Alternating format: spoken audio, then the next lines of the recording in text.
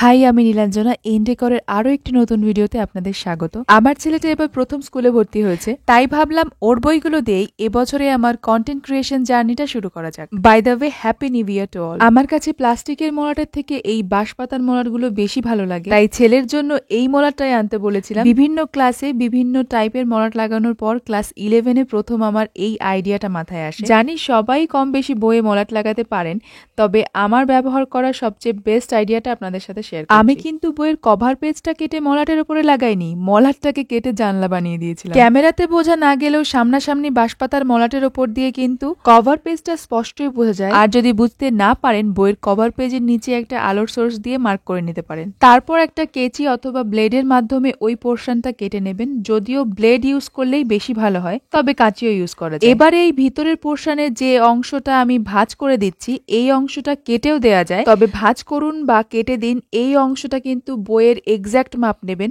বড় নিতে গেলে কিন্তু সেইখান থেকেই মলাট ছেঁড়া শুরু হয়।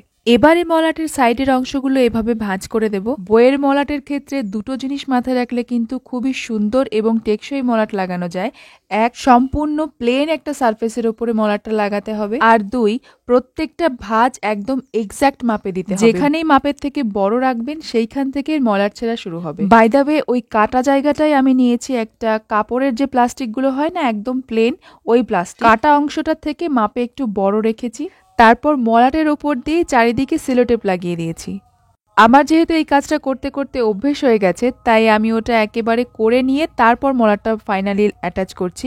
তবে আমি আপনাদেরকে বলবো, মলাটটা কমপ্লিট লাগিয়ে নেওয়ার পরে ওই অংশে সেলোটেপ মারতে, তাহলে সেলোটেপ জড়িয়ে যাওয়ার সম্ভাবনা থাকে না। আর মলাটের সাইডের অংশটা কেটে ওভাবে ঢুকিয়ে দেওয়ার পদ্ধতিটা কিন্তু খুবই ভালো, এতে বইয়ের মলাট খুলে আসে না। বাই দ্য ওয়ে, এই বইটার ক্ষেত্রে উপরের লেখাটা কিন্তু কভার করে যাচ্ছিল ওই ভেতরের অংশটা, তাই বাইরে এনে কেটে তারপর অ্যাডজাস্ট করে দিয়েছিলাম। আমার বই হলে এই অবধি থাকতো, তবে যেহেতু বইটা ছেলের, তাই এই অংশটায় সেলোটেপ মারবো। তবে বইয়ের সঙ্গে কিন্তু অবশ্যই নয়, মলাটের সঙ্গে মলাটের সেলোটেপ মারবো। কথা বলতে বলতে সবগুলো বইতে মলাট দেওয়া কমপ্লিট। তো এই হলো বইগুলোর ফাইনাল লুক। আমার কাছে তো বরাবরই এই স্টাইলটা পছন্দের, তো আপনাদের কেমন লাগলো সেটা অবশ্যই জানান। এভাবে মলাট লাগানোর সুবিধেও আছে, বই খুঁজতে সময় নষ্ট হয় না। অনেকেই আছেন যাদের নতুন বইয়ের গন্ধ নাকি ভালো লাগে, কিন্তু আমার ভালো লাগে এই বইগুলোতে মলাট লাগাতে। ব্যতিক্রম ছিল 11-এর ফিজিক্স বইটা। কি জানি কেন বইটাকে আমার এমনিই ভালো লাগতো, তাই ওর কভার পেজটা মলাট দিয়ে ঘিরে দেব না বলেই এরকম একটা বুদ্ধি বের করেছি। দাঁড়ান, আপনাদেরকে আমার একটা বই দেখাই।